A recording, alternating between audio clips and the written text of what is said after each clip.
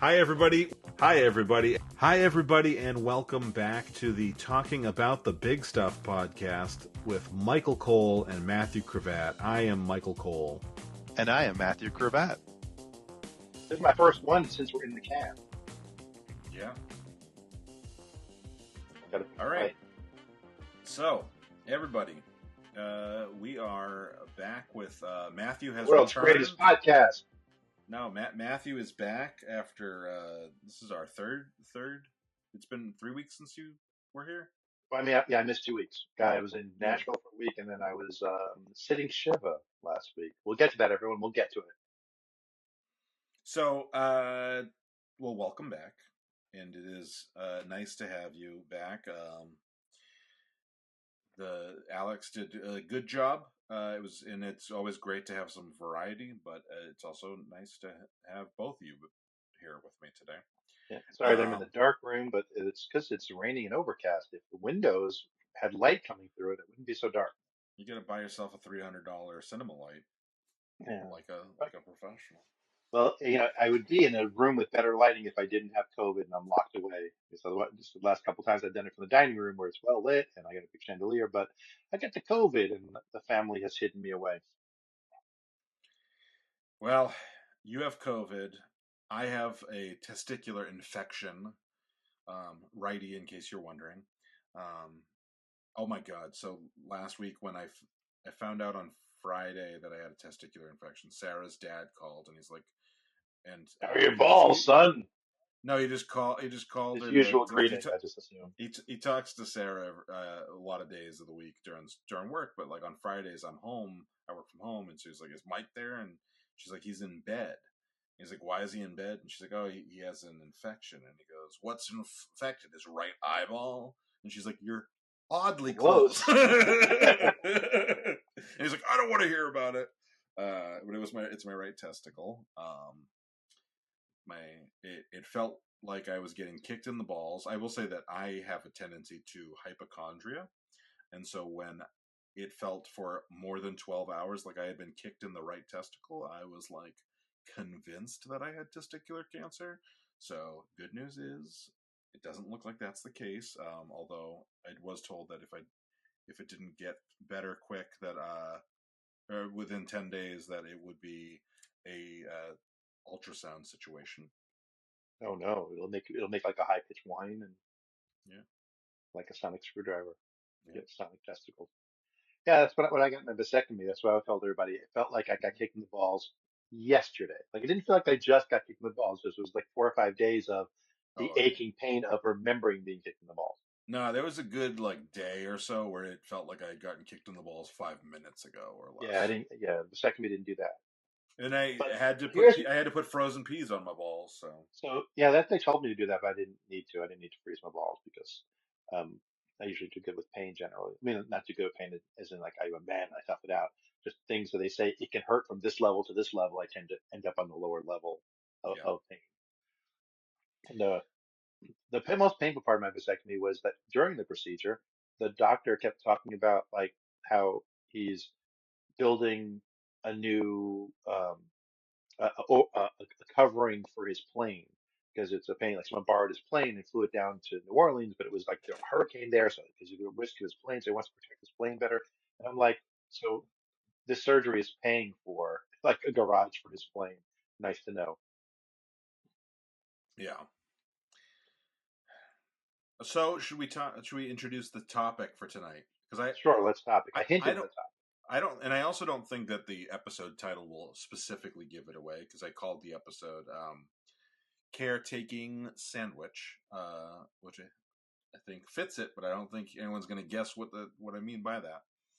So it was your idea. You've actually been talking about it for a while, and then I think this was kind of the week that it made sense for us. So yeah, so we're going to talk about being a sandwich generation, and it's funny because it's not like a Generation X millennial thing because like people at any age can be in the sandwich. Really, it's that situation where you are caregiving the younger generation, your children, and for whatever reason, caregiving an older generation like your parents.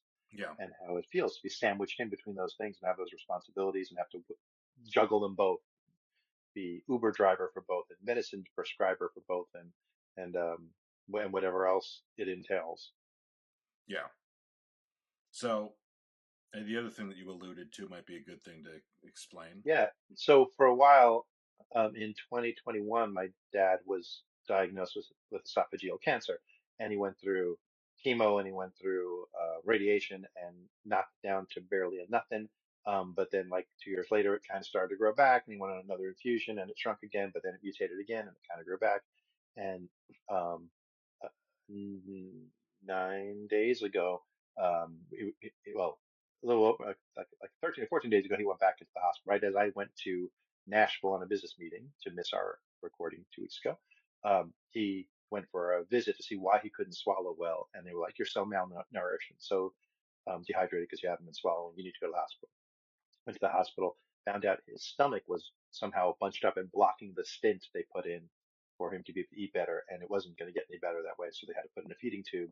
And then, due to complications from the surgery from the feeding tube, he ended up, after I was back and here, thankfully, crashing and being moved to the ICU in the middle of the night. So I raced over there, and my brother and mother came over, and we sat with my father as he did not want to be intubated or anything. So they gave him some morphine. We called up all of our family members on the phone that we could reach so they could say goodbye.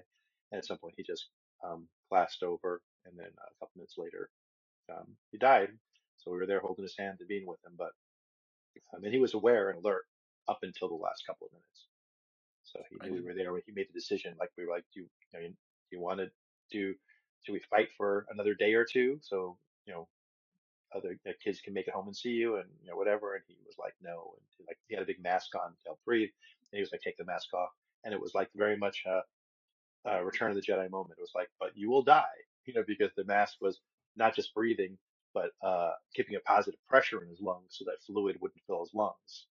Yeah. So when he pulled up the mask, and they still had a breathing thing on, he could still helping him breathe, but it wasn't protecting his lungs. Then he quickly started feeling what they call air hungry, which is his lungs were filling with air, but it wasn't really getting into his bloodstream.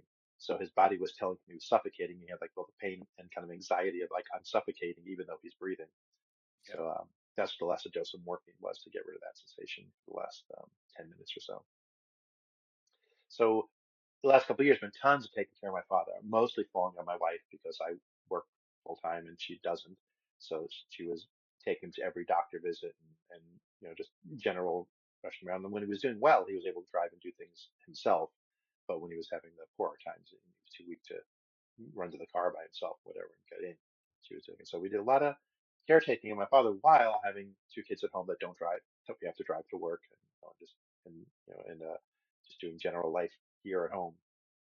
Yeah. So we were definitely stuck in that sandwich, and then had the ultimate ending of the sandwich, losing one parent. I still have my mom to help take care of, but she's more or less healthy right now. Except the fact that while my dad was in the hospital, she slipped and fell and dislocated her shoulder. Previous hospital visit a couple weeks ago, so she's still dealing with the aftermath of dislocating her shoulder in the hospital. Yeah. You're doing a shitty job of cutting in with jokes. If I'm doing the storytelling, you're supposed to do the jokes. What the fuck? Yeah. Well, you're the one who tells the jokes when, I know, but if I, usually you're doing the storytelling and I tell the jokes. I'm doing the yeah, storytelling. well, You start telling the jokes. I'm not gonna cut in on the. You made the Return of the Jedi joke, and it was funny because you said he asked me to help him take this Oh, mask I off, thought that in the and hospital. I and wanted to say it so bad in the hospital. and my immediate thought was like, oh, just like in Return of the Jedi, and then, but I wasn't like thinking of it as a joke. I just was like thinking of like, oh, that's, and then you said it. Yeah, yeah. And I literally thought it in the hospital. I was like, I can't say it in front of my mom and my brother because they won't get my gallows humor. But I mean, my dad would get it if he was, I could say it to Which him. brother was it that was there? Lee, my older brother. Oh, Yeah, he had come in because my wife had burned out. Speaking of you saying, my wife's like, I can't keep doing this. It's killing me. Like it's burning her out, running, doing everything. So my younger brother came in. And it's like my dad ended up in the hospital while he was here, and then when he left, my older brother came in to just take a shift helping us out, just to run errands and be there in the house and do things. And yeah, it's good that he was because things went from bad to worse while he was here. yeah, So um, everybody was able to make it in for the funeral. Because here's the thing that happens. Here's the funeral kind of story. The next day, like we're on the phone with the hospital, and then we went home in the afternoon, called the funeral parlor, that where they have prepaid for everything, and they're like, yeah, you're on the list, we'll get to it, and we're like, no, no, no, you don't understand, we need to do this now, and they're like, no, we got it, we're good at this. I said, And then my brother's talking, and I cut in because he was on speakerphone. I said, "We're Jewish," and they said, "Oh, I'm sorry. We'll move you to the top of the list." And the reason is, of course, because Jews own the media, and they're afraid of what happens if they don't. Yeah, you're gonna have to keep cutting in on your own I stories to make know, the jokes because you're you're not giving killing me me any. here. And there was a moment a few minutes ago where I was like, I'm gonna have to just be like, You can could I do cut the in with a edit. joke here? You can because we're in different soundtracks. You can make a space. So I don't wait. Yeah. So Jewish funerals are usually 2 days after someone dies, unless that falls on a Saturday. Then it'll be the third. And so she was, and to her credit, at the funeral home, she knew it. She was like, "Okay, top of the list. I'll call the." We were at the Jewish funeral, Jewish cemetery in Raleigh. Who knew? My parents obviously knew. They have Quite a lot plots of there space already. there, I would imagine. No, it's a little corner. It's by Oakwood Oh, Cemetery, which is a big cemetery, and where it's a little corner in the back. It's the ghetto. It's the ghetto part of the cemetery. And hey, I'm referring to the Polish Jewish ghetto from World War II. People, get your mind out of the appropriation gutter. yeah, And it was really weird actually to drive into the cemetery and see Jewish names on all the tombstones. I'm like, I ain't seen this many Jews in a long time. And of course, yeah. they're dead because it's North Carolina. And It's like the so it was Richmond really, Holocaust Museum. yeah, I didn't even yeah. know Richmond had a Holocaust. Every week, baby, Saturday night. And yeah, so we had to rush and have the ceremony graveside because, like I say, it wasn't going to be a religious ceremony. So, you know, we just did a quick, the kids being, well, all of us, all of the family pretty much took turns speaking over the grave. And my mom and I both spoke. Jacob Marwa broke this up neat. My oldest son like started talking, he stopped, and Marwa started talking, and went back to Jacob, and he finished. So like they sandwiched it nicely for the theme of the podcast. I think that's why they did it. And but everyone had a chance to talk to all the grandchildren, and all the sons and wives. And then yeah, we had friends visiting. So there's a Jewish thing called Shiva, not Shiva. That's an Indian god who's the destroyer, but Shiva, It's when you're which is cold. yeah, it's exactly because you're gonna get that chill. Ooh, somebody died. Ugh, that's why they call it that. And it's basically the family sits around and is supposed to just mourn and pray and do prayers while family and friends come over and visit and bring food, bring casseroles. And hey, the day after my dad died, Michael Cole of the Talking About the Big Stuff podcast showed up at my house with a giant platter of chicken parmesan, not kosher. I don't know what's wrong with it. No, it's I didn't even think of that. I mean, why would you? Well, It's I like didn't wheat know there. because I wanted something for your mother and your brothers, like, and I don't Yeah, know, like, I know that you don't keep yeah. kosher, but For my mother, it would be eggplant parmesan from Mezzaluna in Apex. She's the best she's ever had anywhere, better than New York, she says. Which, oh, okay. in the Bronx, not super surprising. But Mike wrote chicken parm, baked ziti, and a house salad and a bag o' bread. Went to our good friends at Mamma Mia in Apex, and they have these really great rolls. They just fill the shopping bag basically with rolls to go with the catering trays. So my private family had it that night, but the next day we brought it to my mother's house, and the whole family ate it for lunch. So thank you for feeding everybody at lunchtime. It's Oh, appreciated. you're welcome. I was glad to be of some small comfort. So, Yeah. Yeah. So then the next couple of days, we basically had people over at my mother's house. So went, we all went there. All the me and my siblings and my kids and my nieces were all there and just greeting people. So friends came. My dad's friends came. Leah, my daughter, led them. Very not Jewish. Led them in a musical jam because Jews are not supposed to listen to music during the first month of mourning. Um, Basically you're supposed to get your morning out of the way. Spend a week like intensive mourning when people come over and they handle the food, they take care of you, so you could just mourn and get it out of your system. And we don't really do that. We got to socialize with people. Leah led the jam. I'm gonna say something here. I think that Sarah and Sarah's family and they are all Protestants, and I was raised Catholic. We're and they're very waspy. We're better Jews than you, Yeah, because when Sarah's mother died, we sat around and they like mourned, and then you'd get a little, get. We didn't do basically anything for like close to 10 days, like yeah, we because they just were so out of like I don't remember doing. I remember that they went and saw some other family for a day, and I went and saw my dad. And this was this was January of 2001, so it was still very heavily COVID time. So like my dad and I sat across the two-car garage from each other to talk, Mm, uh, and like, and I think we had the garage door open, and we both had like winter clothes on, like yeah, because he was like, I don't want to get that shit, like, yeah. and we none of us had tested positive. Well, I said you guys did the smart thing because my wife and I ended up with COVID at the end of this week of seeing all these people, and Yeah, we don't know exactly where we got it. My brother was hacking, coughing, and I think he said he tested negative, but I don't believe him. I think he's got COVID. yeah. Well, it's also it's a hot like a lot of people. So Sarah's best friend just went on a cruise, and the whole family came back with COVID. And I've heard a bunch of people, um, like people that I work with, haven't been in weeks because of COVID, and Yeah. so Yeah, I've had it's coworkers I think around, not local, so no one I got it from, but the yeah coworkers who had it. It's weird. So we sent a thank you email to everybody who came to pay respects and to jam. Like I said, Leo led a music jam with all his friends. It's the first time there's been a jam in the house in a while because my dad's been too sick to host one. So it was yeah nice to have music back at the house, but that wasn't just the two of them. And and then with it, like we wrote in. And by the way, there's been reports of people having COVID who were at the house. Like we didn't say it was us. We just said it was COVID. And but nobody's written back saying, yeah, I have it too. So we haven't, so we may not have been this. So either my father's last thing was to host a spreader event, or maybe it's just somehow it's just the two of us and everyone else got lucky. yeah yeah. So I guess yeah, we can transition a little bit now that you've Yeah. introduced the topic. We can transition to the topic a little more directly. If that Yep. Take it away, Michael, okay, so purveyor of ziti and chicken parm. oh man, I'm so hungry right now, which is weird because I haven't had appetite that much for the last several days. But Got some Jersey Mike's. oh, I like Jersey Mike's.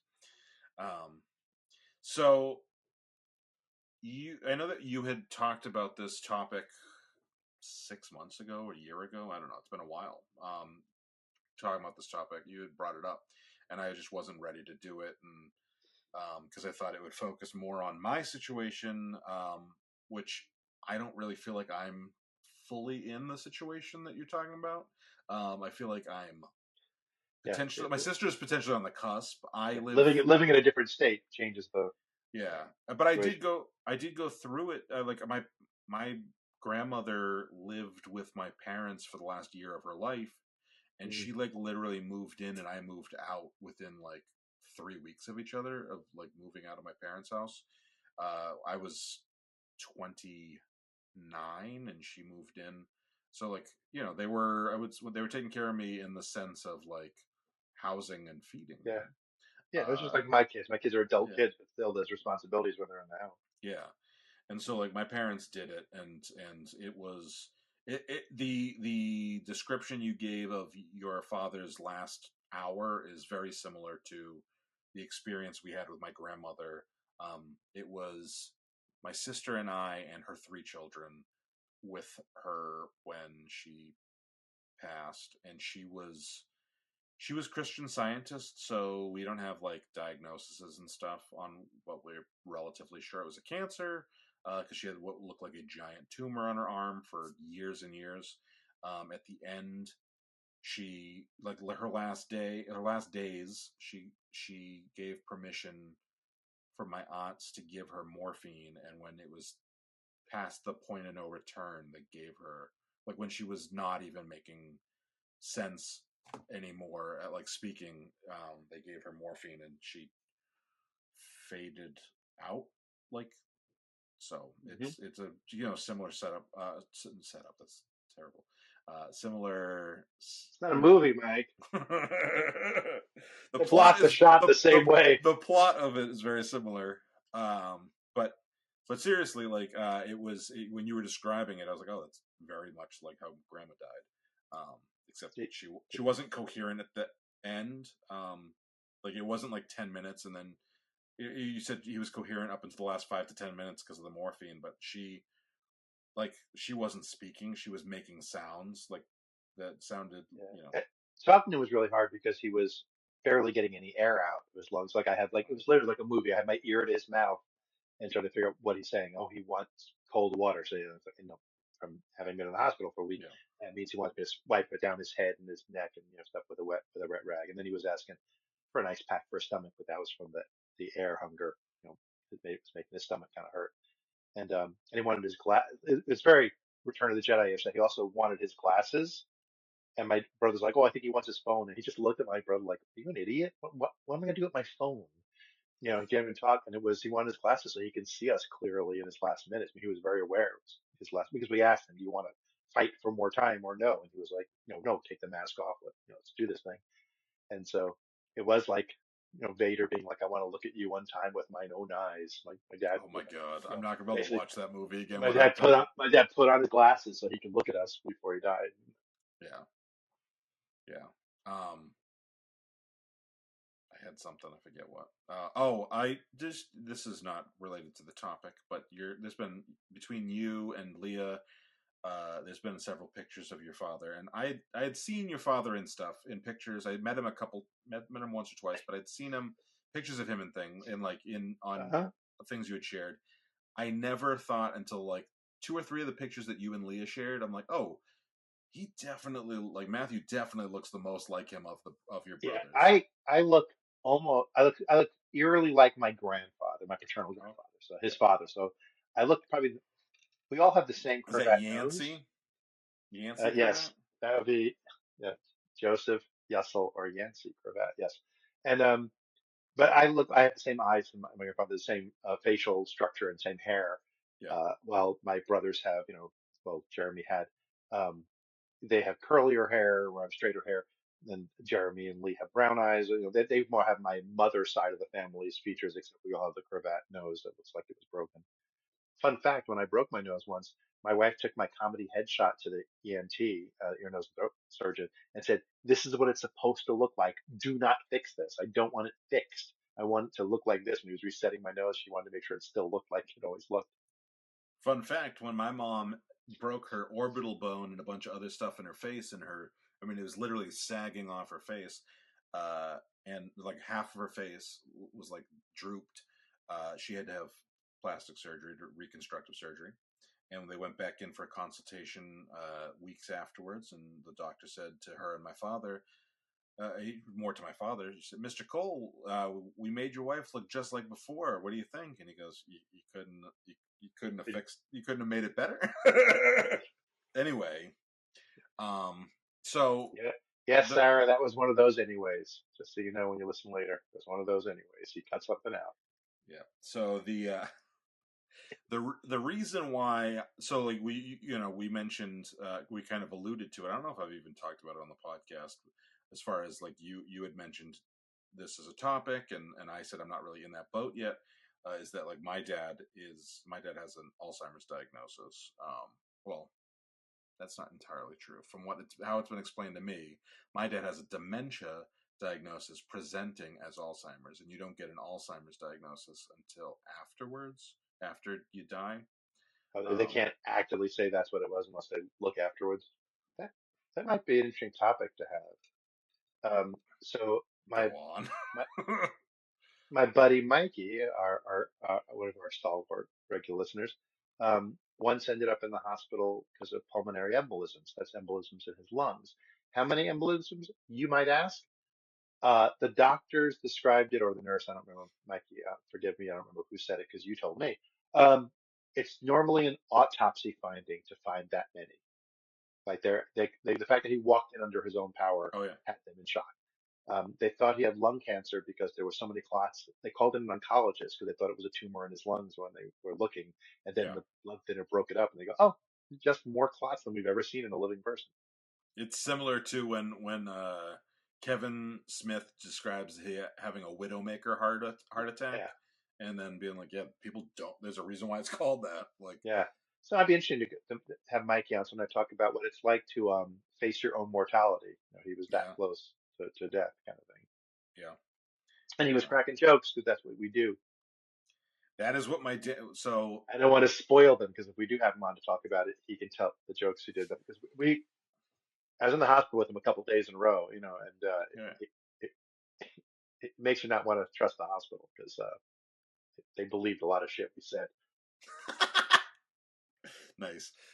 When my dad was diagnosed, we so my dad's always had like a sense, like a intense sense of humor about um about like his own mortality stuff. So like he told me when I was, I don't know, 13, 14 years old, that like when he was 12 or so, he had to write a essay for school about where he would be in the year 2000, and he wrote, "I will definitely be dead because in the year 2000 I'll be 41 years old, and so I'm definitely not going to make it to that."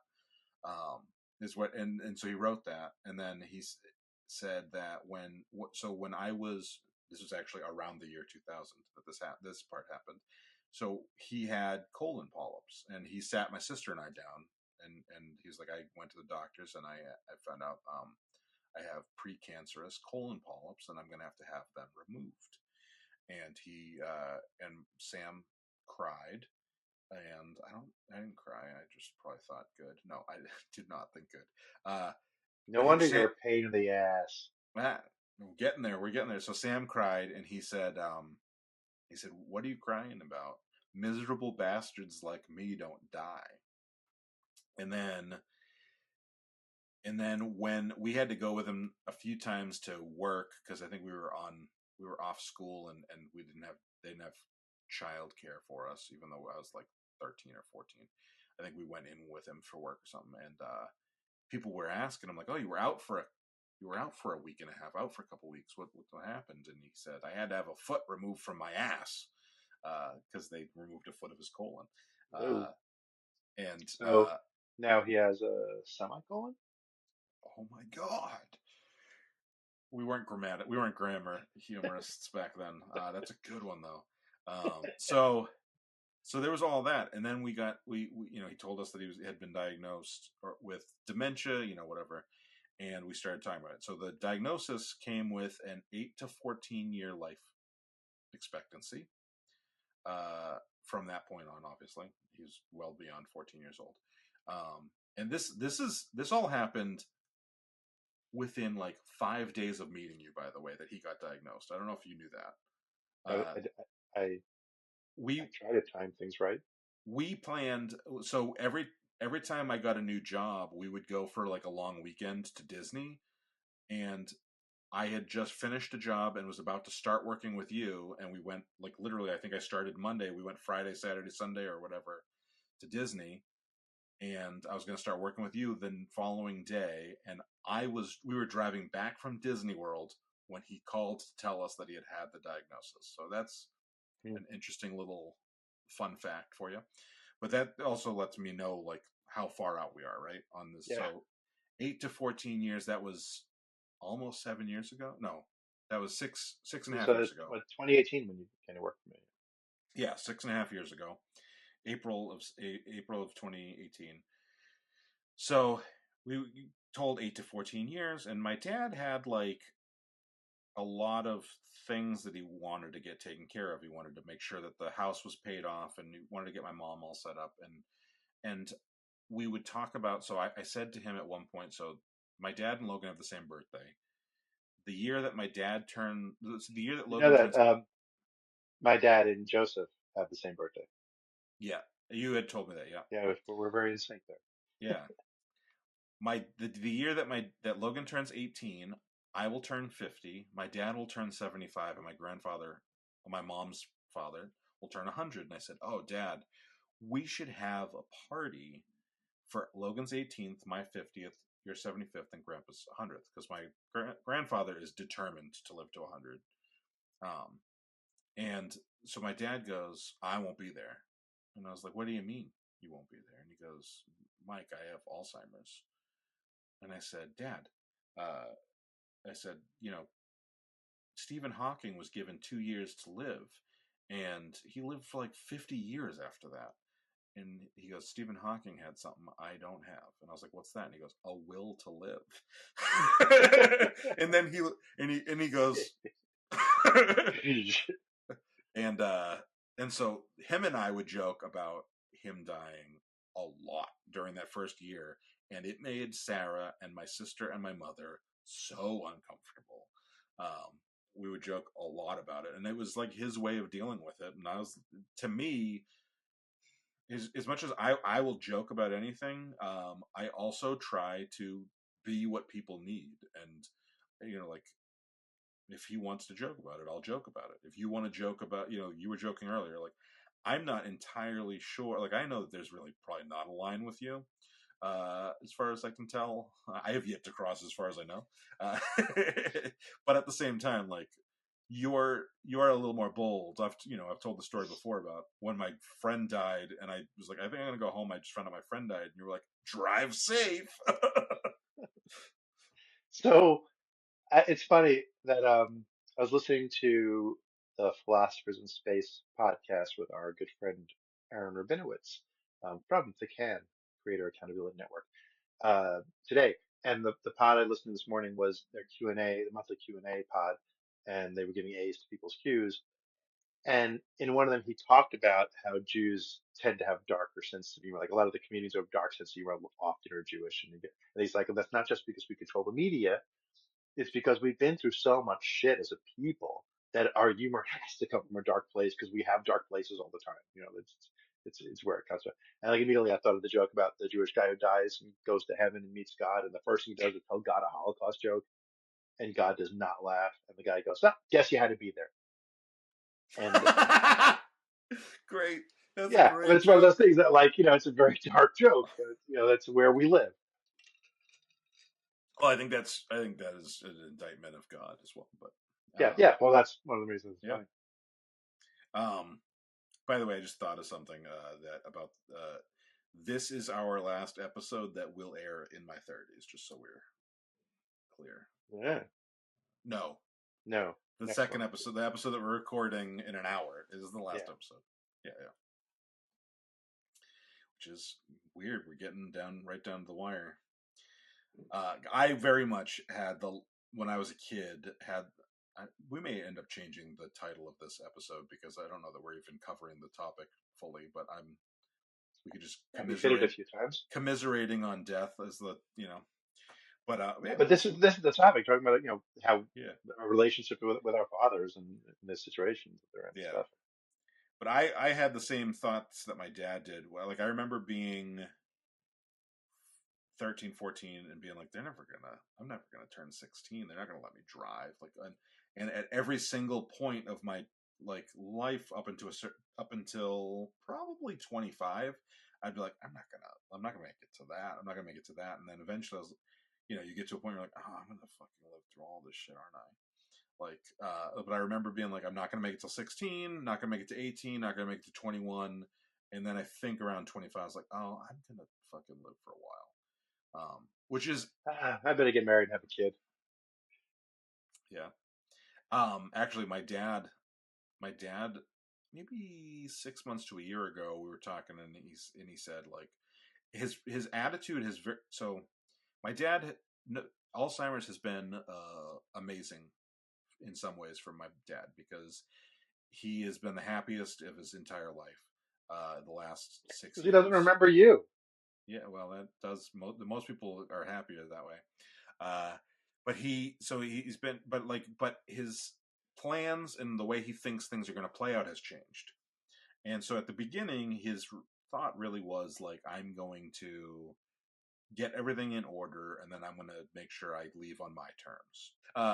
And he was talking about moving to Vermont and all these other options, as far as death with dignity. He said, like, he wanted to do it before the point of no return, or beyond the point of no return, as far as like him being able to do it. And like a year or so ago, like, I don't bring that shit up with him, but he used to bring it up a bit, and then it stopped coming up. And I said to my sister at one point, I'm like, hey, Dad hasn't talked about that in a while. And then a year or so ago, he said, um, I said something about, if you're still here and I was referring to something 10 years from now, not like I said, something like that. And he goes, I think I'm going to be around for a long time. And it was like the first time in my whole life I could remember him thinking about, like, yeah, I'm Yeah. going to, and I think he got to that same point of like, it's not going to kill me. It's just going to make me miserable. Yeah. I think if my dad had any regrets at the end, about timing. It was probably that my that he wanted to see my niece get married. My niece is living with her girlfriend for the last 2 years or whatever, and she's a doll, and we love her. And they're talking about marriage, but this ethereal sense of one day we're going to be married. And Yeah. he would have liked to see the two of them married. He was hoping to make it to whenever that would be. Yeah. Oh, that your dad. You told the story on the podcast 4 or 5 months ago about your dad God, your and memory is much better than mine for this shit. Okay. you said your dad. You were at somebody's wedding, and the Her sister, my other niece. Yeah. yeah, her sister, and you said something about their whole the spouse's um family. The parents weren't there, but the sibling was there or whatever, and he's like, well, you're part of our family now or whatever. Yeah, You well, could so what it was as a surprise at my niece's wedding, when they announced them married at the end, they were um, Shayna and James Cravat, not mm, his last name. He took our last name. yeah, Um, and his sister was there with her girlfriend and or fiance that she was going to marry, and he just had no relationship with his parents and whatever, and so he chose to take our name. And so my dad, like, telling my dad's like, of course it's okay, it's wonderful, like they did it as a surprise, but he was like, yeah, it's great. And he went to um our my cousin's new husband's sister and her fiance and said, if you guys want to use our names too, you can. And they practically, my brother treats them like kids too, like he's adopted them kind of as much as his son-in-law is. Like it's a package deal that he loves them.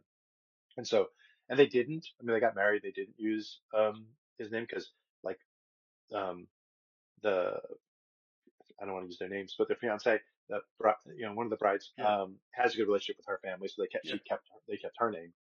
But at their wedding, they told the story of my dad offering, and they're like, what kind of 80-plus-year-old yeah, proactively says that? It's like he's a hippie who never grew out of being the hippie. My parents were yeah, hippies, and they still have the hippie sensibility. They didn't go, conservative as they got older, kind of thing. yeah. I wanted to say something to your mother about the fact that you always get on here and like when I'm like, oh, like what a normal parent is, and then you're like, my parents were amazing, and I have no like long-term trauma. I wanted to tell her, but I was like, maybe not the greatest spot, but Yeah, like it always comes with like a nice story about her or your father. Um, I feel like the nice stories are more about your father. Feel like because your father sounds like he's more outgoing, maybe, or was more outgoing. But like I didn't. I just was like, I will not land this properly, and it will yeah, just be awkward and fucking weird. But like yeah, yeah. Matthew always talked about what weird parents you were. in a good way. Well, I Weird. think I my mean, brother once said something about how we thought we had a dysfunctional family until we got old enough to spend time with other people's families and realized, oh yeah, my parents yell at each other all the time, but they're not getting divorced and not going back. Like the level of dysfunction was so much less than some of the dysfunction of other families that oh yeah, yeah, people we knew. Which like our dysfunction was, I mean, they only communicated through yelling at each other, and but they weren't aware of it. Like you called them on it, like like why isn't Joseph at the table? Because he went in the other room because he can't listen to you guys fight. What do you mean? We're not fighting. Like you yeah, kind of are. The first time my kids saw Fiddler on the Roof, the boys were like 7, 8 years old, whatever, and they were like, "Oh my God, it's Grandma and Grandpa," because they were just arguing and fighting all the time. The couple. nice, yeah. That's I now that you say that, your mom makes a little more sense because when I was leaving, Leah had said something, and your mother said something, and I was like, oh, I think she might be upset with Leah, and with that context, I'm like, oh, maybe she just Everything, expresses herself in a everything. grumpy sounding way, Yeah. which is I appreciate that because I feel like if you talk to some of the people at work with me, and Alex, you can chime in on this if you want, but like I think if you talk to some people at work with me, they think I'm always negative, and I'm like, no, that's how I communicate. I So can. I know my brother will never listen to the podcast, so I'll tell the Yes, story. When he I'm sending this clip to him. like when my brother went to college, he doesn't listen to his own podcast, but I would listen to ours. Is this Lee No, it's not his or podcast. Lee, Sure. his podcast called The Climate Champions, where he interviews pioneers in engineering and science about climate change. Um, check it out. And but he doesn't listen to his own podcast, which is good. But when he went off to college, I was in therapy at the time, and once a month we did family therapy. The whole family came to my therapist to talk things out, and we realized a lot of the shit that went on in our house was him, like his attitude, his personality, and the interplay of relationships with him. And just him being out of the house, things were getting better in our family dynamic. And years later, when a friend of my father's died, and she had an open house music party every other Friday night for 35 years. If you heard about the party, you were invited. So if someone told you, "Yeah, here's Lil's address," every other Friday night, you were allowed to show up. And we had started going there around the same time we went to college, right? Maybe a little before, but when she died, years later, he wrote this essay. Like we did a book of essays, Memories of Lil, and his was about how he remembers noticing when he came home from freshman year how much different the house was and how much happier everyone was. And he attributed to we had started going to her place every other week because music had come back into our lives. And we're like, no more, you left our lives. That's what it was. And the music was nice, but there was always music around. Yeah. That's hilarious. Misattribution of a cause there. Yep. Um, I had something I was going to say. I forget. Yeah, But getting old. that or the double dose of antibiotics in my system. You shouldn't do So that. for At least you only took 1,500 milligrams. so for listeners, I think I already mentioned the testicular infection on this episode. I don't know. Maybe I did. Maybe I didn't. We'll see. We talked And about it via the chat, but what were you filming at the time? I don't yeah, I know. don't remember. But when we were, so we were getting ready to, we were about 10 minutes from trying to record exit interviews, which we didn't record tonight because of Michael's little fuck up. I was supposed to take my ibuprofen that I can take 3 times a day, and they are the same size. And I was getting them all out of my work backpack, and I took the wrong pill, swallowed it, and like within a minute was like, fuck, I just swallowed the wrong pill. I've already taken my um Antibiotic. antibiotic for the day. And I was like, fuck. And Sarah was like, what do you do? Should you throw it up? And I was like, let me call. So I call the urgent care, and they're like, call the pharmacist. Like, We don't know anything about antibiotics. so, well, they're the ones who prescribed it. So then I call the pharmacist, and the lady goes, well, what is the dosage? And I was like, 750 milligrams. And she goes, and I said I took one at 3, and I just took one at like 5:30, or no, I guess 6:45. I was like, do I need to make myself throw up? Do I need to, what I need to do? And she goes, 750 milligrams. That's a large dose. And I was like, oh shit. So yeah, I'm fine. What did you say? Did you say just go record a podcast and don't think about it? She said she said she put me on hold for a few minutes, and then she came back and said, you're it doesn't look like you're going to have any issues, but if you start to feel stomach pain, call 911. So no stomach pain, Cool. just a mild sense of dizziness. Which is But weird. I to mean, I don't be know why antibiotics should do that. That may just be you're normally dizzy. Yeah, I was gonna say, to be fair, I just like every time I've taken them, I haven't felt great for a couple hours anyway. But Yeah. Messes with your biome. uh, so anyway, I am hungry though, which is weird because I've been the opposite every time. Anyway, um, should we start to wrap up? Sure. I feel like we did not touch upon the topic that much at all. No, we do it for the responsibilities and this is what we're going through this time. So I think it's worth it. We're good. Yeah, yeah. Okay. I mean, we may have to cut out the part about your mom's tits, and depending on if you told the same story twice about your antibiotics, we have to cut that out. But otherwise Yeah. it's good. Your tits, mom. You know what I'm talking about? I learned them from watching you. No. No? Oh, I stumped you on a Carlin thing.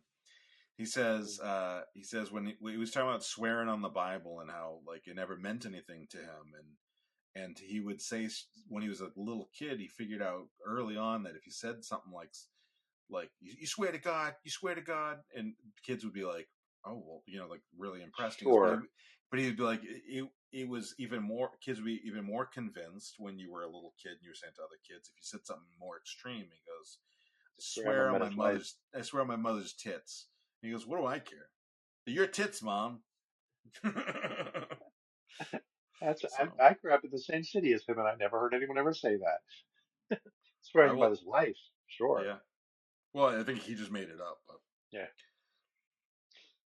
anyway, we'll just tack on Alex's outro, and I'll just make it Yeah. easier on us You both. ready to tap on the canned speech? Got that in the can? So tap We on it. are only doing that once the first episode of the month. Oh, okay. That's what I thought. How No, no, yeah, yeah. I wasn't paying attention. I knew that. yeah. You and our Um, fearless you producer. you and I had been added onto the list last time I looked. Alex had not been. I should check that real quick, but Did he DocuSign? Did he sign his docs? he did, which is weird. It is weird that he signed them. So don't think of him as being, responsible like that. Let's see. Producers can't talk. Yeah, he's pretty strict on that. He doesn't talk. Oh, he's on there now. Oh, Yay! it's Oh, he's getting gone bigger again. too. Also, Mike Kaplan, who I don't know if you've ever seen Mike Kaplan stand up. No. MYQ. Oh, he's awesome, and he's got one of my favorite all-time jokes. Um, he got approved or credentialed, and that's pretty awesome because I didn't even know that he would be aware of it. So I Yeah, will. it's it's interesting to see where it goes. 'Cause it started with one select group of Yeah, podcasts, really, but then there's so many interactions, and it's like tell someone you know who's a podcaster so it can spread out. And it'd be interesting if they chart it, like what the hell yeah. organic growth of the can is. I think it will gain more credibility the further outside of that one tight knit community it gets, which I think is a good Yeah. thing. Um, so I'm gonna spoil the joke because I don't know that I could even find it. But Mike Kaplan had one of those. Was it Comedy Central Presents that was 30 minutes? I think it was 30. Something like that. Yeah. So he had one of those, and he comes out and he goes, "And that, ladies and gentlemen, is how you do the perfect time travel joke." And then he does 25 minutes or whatever, and he works it back up, and like and it works. Like he doesn't just like bookend it. He's leading into this time travel joke, but he starts off the thing with, "And that's how you do the perfect time travel joke." And he goes, and it just worked perfectly. And I remember a few years ago I follow him on Instagram. He posted something, and I commented, and he liked it, and I was like, oh, he liked it. He's actually handling his own. So I was like, just so you know, your bookend time travel joke is one of my favorite pieces of stand up, and he liked that as well, and I was just like so excited. So when I saw his name pop up the same week as ours I was like, we're on the same list as Mike Kaplan, and I've seen him live as well. And Cool. is it's fun when you get to nerd out a little bit like that, and I'm sure Yeah. Yeah, he's we come first on the list. yeah, we are technically, well, he's credentialed first, but because his is July 30th and we were August 4th. But Remember, the conversation doesn't end here. It's just the beginning. If you have thoughts or questions or topics you'd like us to tackle in a future episode, drop us a line on our social media channels. Engage with this video when you are now watching it as a VOD on YouTube. Send us an email. We love hearing from our listeners, bringing us topics, because if you leave it up to the three of us, we're going to eventually be talking about underwater basket weaving. So we would appreciate you guys reaching out a little bit. Don't forget to subscribe to Talking About the Big Stuff on your favorite platform. Give us a 5-star rating. Engage with it. Criticize us. We need to grow and be better, and you're going to help us be there. You're going to help us get to that point. It really helps us more to reach out and also to keep the conversation going. Thank you for tuning in. We'll be back next week with more big ideas and more thought-provoking discussions. Until then, stay curious, stay informed, and keep talking about the big stuff. The preceding podcast has been a Chocolate Diamond Media LLC production. Copyright 2023, all rights reserved.